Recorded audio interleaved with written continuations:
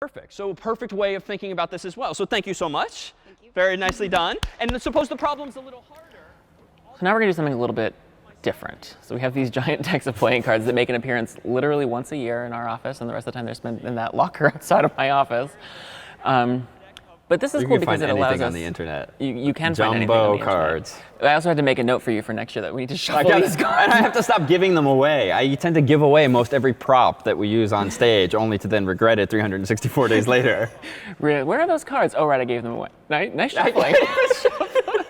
It's really hard. No, we're done. We're done with this. But that's pseudo-random. exactly. It's barely, but that's That's maybe just not random.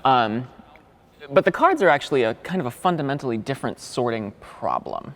It is. They're still effectively numbered, right? From like 2 on up to ace, or ace on up to king, or whatever.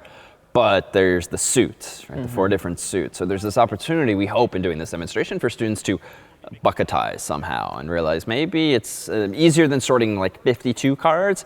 Why don't I take each card iteratively, and if it's a jack, put it over here. If it's a spade, put it over here. Diamond, club, and then make a problem that's 4 times bigger, a quarter of the size, right? But just 4 times over. But of course, at that point, even though you've created those buckets, you're still not done. You now have this exercise where you've taken these problems and made them smaller, but now you have to do a recombine, or as we're going to start to introduce the concept of a merge. Yeah, and so this is kind of meant to be a precursor to exactly that, to think about that whole process, or really that as an operation, an ingredient that you can feed into other algorithms and solutions.